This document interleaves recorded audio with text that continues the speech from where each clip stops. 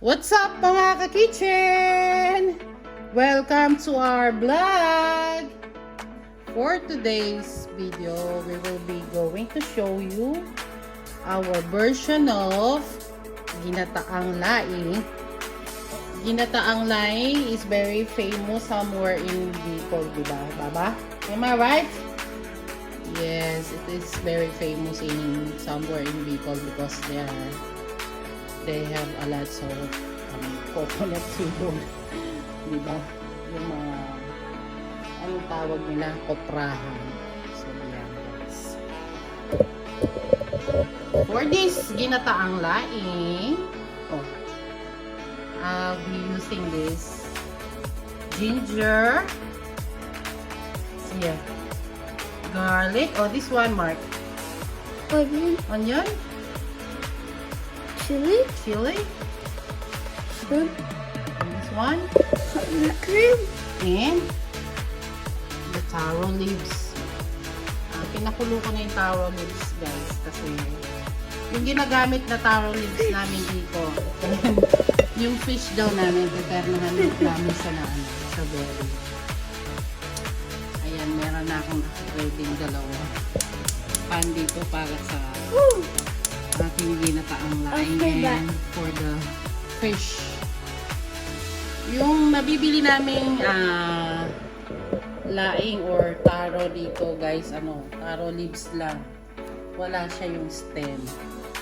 So, ang ginawa ko, pinalambot ko na muna siya. Pinakulo ko na siya. Para pag naggisa, hindi siya masyadong aksayado sa coconut cream. So, yan. Mag-start na tayo. Yan. Mag-i-start na tayo. Any oil will do. Kung ano yung available sa kitchen, guys. It doesn't matter. Basta oil siya.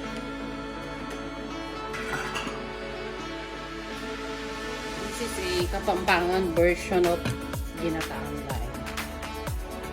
I will be putting the ginger first. After ng ating ginger, sunod natin yung ating garlic.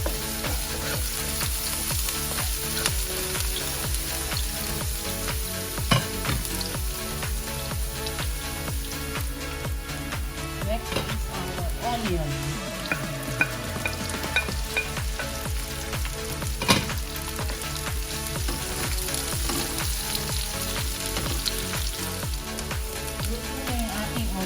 We're going to put the shrimp. It is a peeled shrimp and the isa is garlic rice.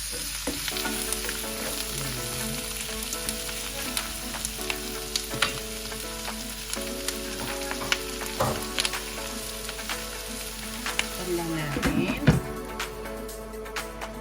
Silipin natin this.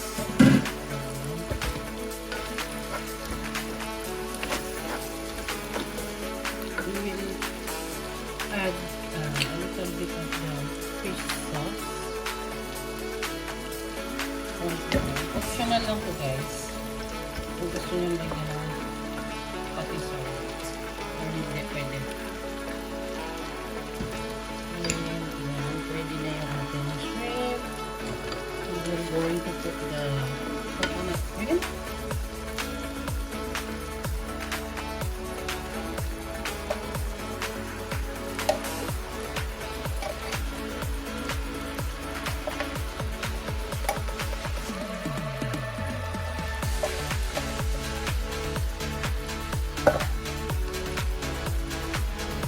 Sa ginataang laing is yung maraming coconut cream.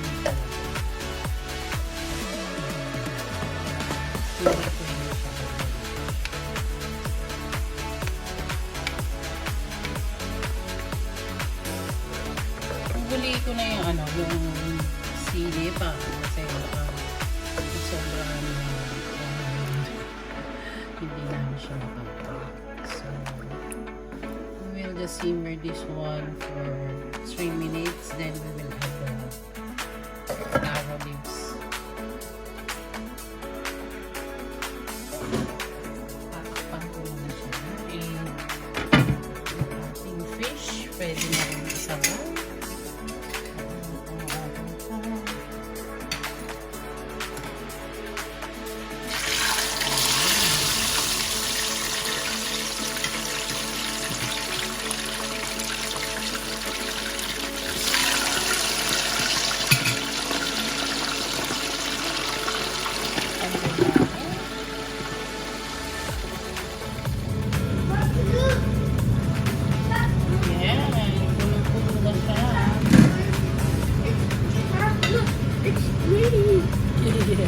Pwede na natin i-add yung ating taco leaves, guys.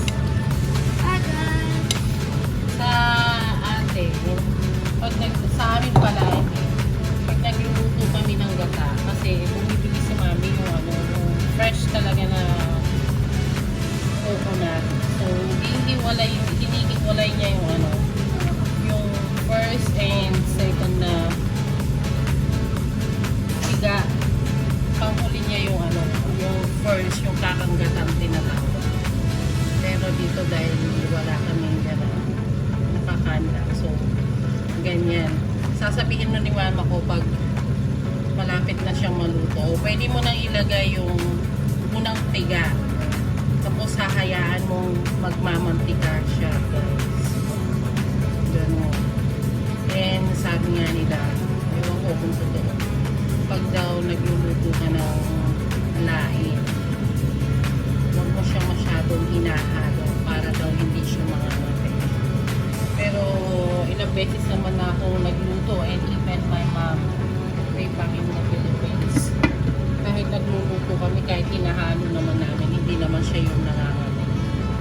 Ewan ko lang.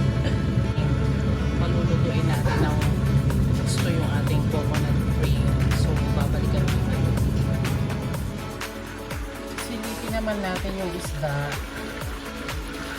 Sabi ni Angel, Mami, hindi pa pwede. Sino bang nag-crave niya? Ang bilis sumagot ni Daddy. Sabi niya, si Mami mo.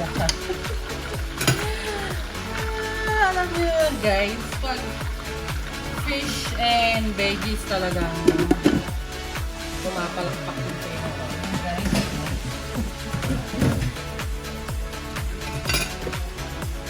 Alugin lang natin ang bahat na. Baka masunog sa ilalim. Pinatay ko yung ilaw ng range food para nakikita natin yung natural color. Masarap na yung itsura na yan. Pwede na rin natin i-add yung ating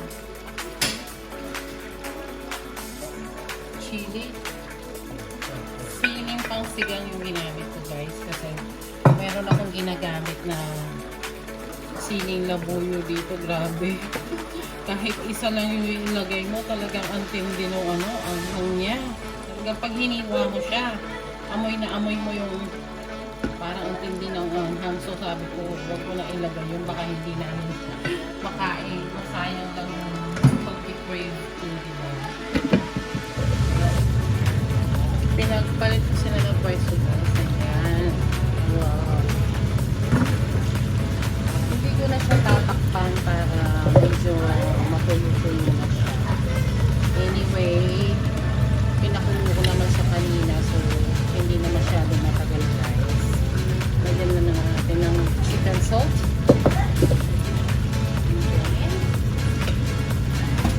Halugin natin and tikman natin.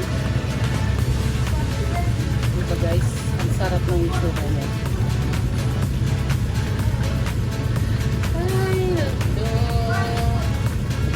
Sobrang nakaka-happy na naman yung aming dinner for tonight.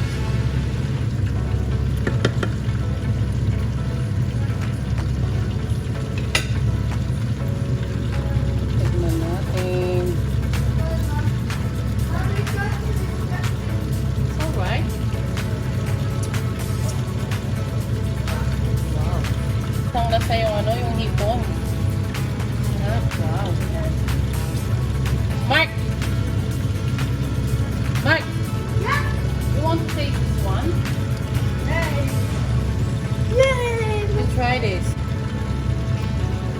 I think I have tasted this before. And how does it taste? like it? Yeah. Yeah? 10 out of 10. 10 out of 10 again? Oh, thank you! Ayun guys. Pasado na naman sa aking little baba. 10 out of 10 daw. Konting kembot na lang. And maluluto na. And we will have our dinner. Luto na yung aming fish. Yung aming sabeli. Sabi ng aking little baba, impressive daw yung limuho. Ayan guys, sayahan lang natin ng magmantika siya. And then, pwede na siya. Konting kembot na yun.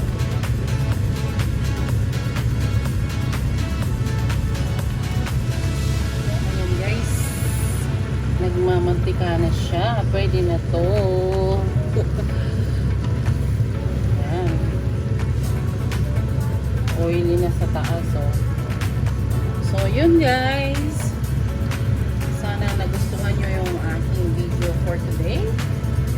Ang aking ginataang laing and fried strawberry. Don't forget to subscribe to Kitchen's Vlog, and don't forget to like, share, comment, and click the notification bell button for more updates for our next one again. Have a good night and